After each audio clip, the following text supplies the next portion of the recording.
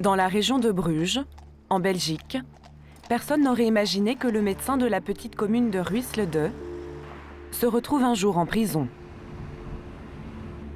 Depuis plusieurs semaines, le nom du docteur André Geiselbrecht s'étale pourtant dans les pages faits divers de la presse belge et française. Il est soupçonné d'avoir commandité le meurtre de son gendre.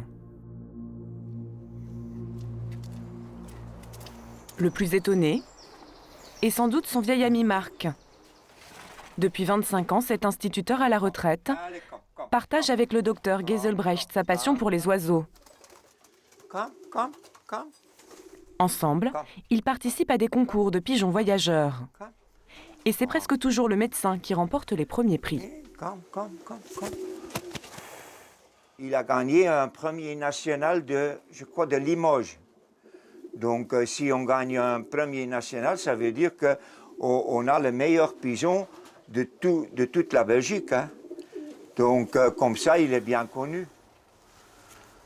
Pour Marc, le docteur Geiselbrecht n'est pas un ami comme les autres.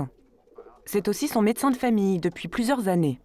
C'est encore le système d'un docteur comme dans le temps. Pas, oui, très familial, oui.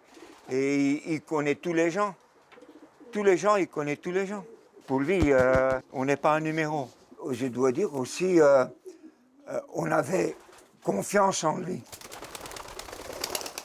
Une confiance partagée par tous les patients du médecin. Devant son cabinet, ils ne tarissent pas d'éloges sur lui. Il y a 12 ans, le docteur m'a sauvé la vie. C'est quelqu'un de vraiment très bon.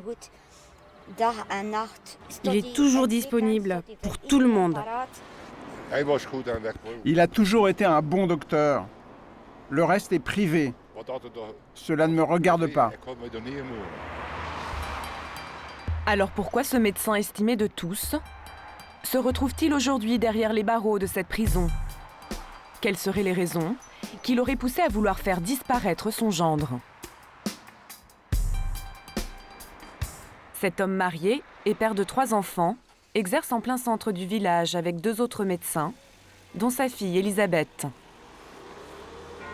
Le docteur Geiselbrecht a toujours été très proche d'elle. Son ami Marc s'en souvient. Il en parlait toujours, Elisabeth, même aussi de ses autres enfants. Hein. Donc c'était vraiment le père familial, comme ça. Mais cette relation fusionnelle entre le père et sa fille va être bouleversée par l'arrivée d'un homme, Stein Salens. Lorsqu'Elisabeth le rencontre, il a tout du gendre idéal.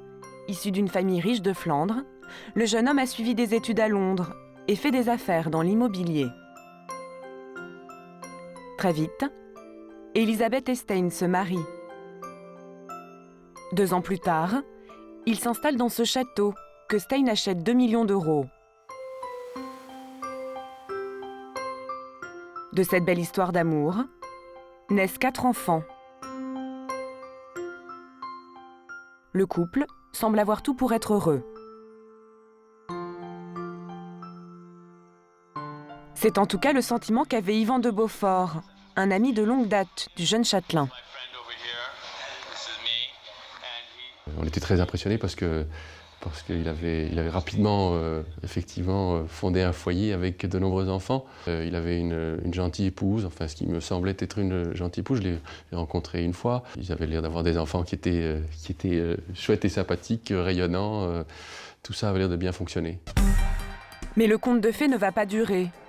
Au fil des ans, le jeune châtelain devient de plus en plus désinvolte. Il se lance dans des projets immobiliers hasardeux, joue en bourse et perd beaucoup d'argent. Il commence à délaisser les affaires pour écrire un livre et surtout se consacrer à sa passion, la nature. Une passion qu'il partage avec Bart. Il m'appelait pour aller chercher des champignons au domaine du château. C'était notre passion commune. Il vous parlait beaucoup de la nature, de sa passion. Oui. Qu'est-ce qu'il vous disait? Ça, c'était son grand intérêt. Oui, toujours les fleurs, les arbres, les oiseaux. Oui, oui, bien sûr, bien sûr. Moi aussi, mais je reste sur la terre. Bart ne le dit qu'à demi-mot, mais selon certains habitants du village, le jeune châtelain n'avait plus vraiment les pieds sur terre. Des chasseurs l'auraient même aperçu nu dans la forêt, en train d'embrasser des arbres. Ce comportement étrange est inspiré d'un mouvement qui prône le strict retour à la nature. Les Winging Cedars, les cèdres qui sonnent.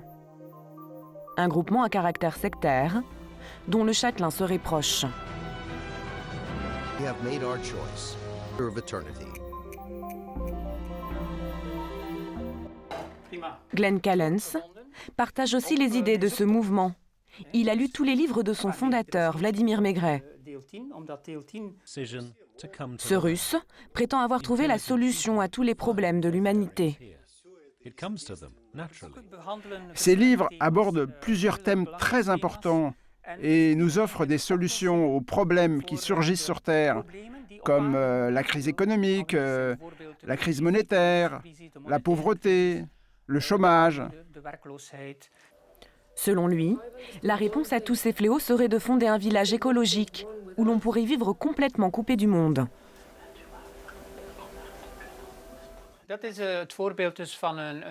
Voici ce qui est prévu pour chaque famille. Un champ de blé, un potager et un étang. Bref, tout ce qu'il faut pour vivre. Le châtelain serait prêt à tout quitter pour vivre dans ce type de communauté.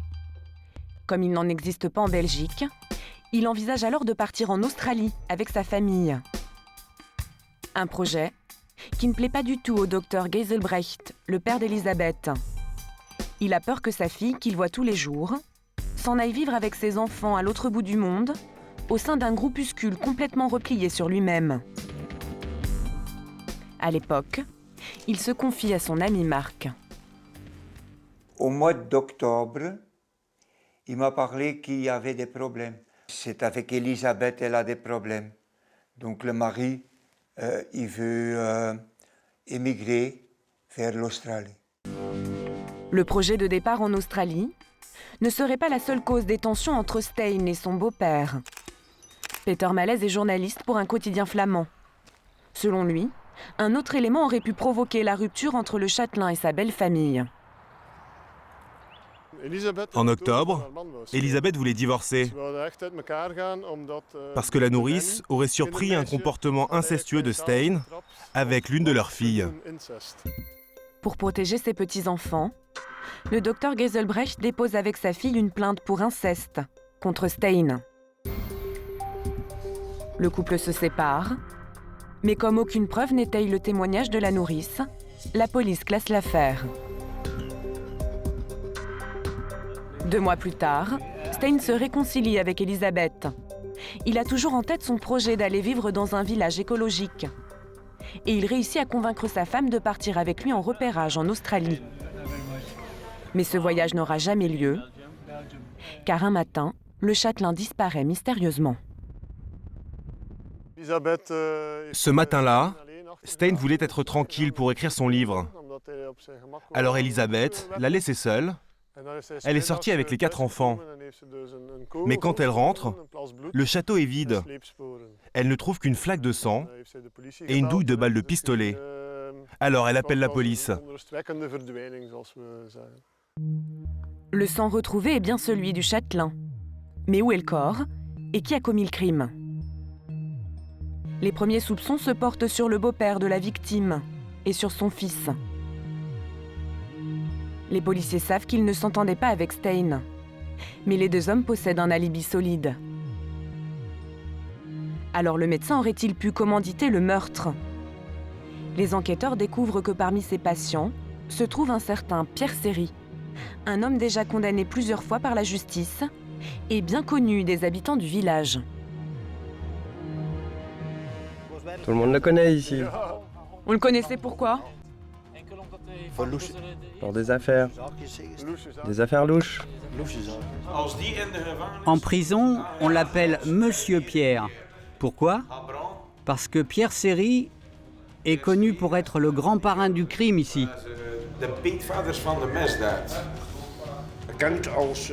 Pierre est connu comme un trafiquant d'hormones, un contrebandier.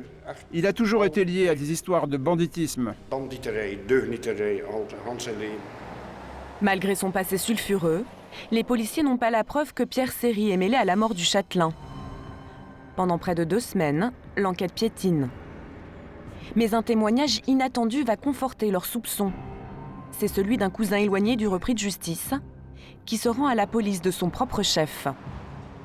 Et ce qu'il raconte est étonnant. En caméra cachée, nous allons rencontrer cet homme chez lui. Bonsoir, vous êtes Johnny? Oui. Plus d'1 semaine avant la disparition du châtelain, il dit avoir reçu un appel de son cousin Pierre Serry. Pierre m'a téléphoné pour me dire que son tracteur ne marchait pas. Il ne pouvait plus rouler avec.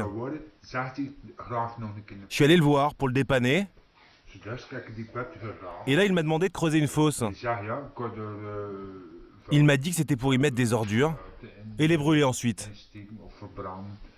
Et qu'est-ce que vous avez pensé quand vous avez appris la mort de Stein? Je n'ai pas pensé à grand-chose, mais je suis quand même allé voir la police, au cas où. L'homme indique aux enquêteurs l'endroit où il a creusé la fosse. Elle se trouve dans ce bois, à quelques kilomètres du château, et à seulement 150 mètres de ce chalet, qui appartient à Pierre Serry, le repris de justice. Au fond du trou creusé par son cousin, les policiers trouvent enfin ce qu'ils cherchent depuis des semaines. Nous avons retrouvé des restes humains, mais ces restes n'ont pas encore été identifiés. Les analyses prouvent que le corps retrouvé est bien celui du châtelain. Le docteur Geiselbrecht, son fils et Pierre Serry sont tous les 3 mis en examen et placés en détention provisoire.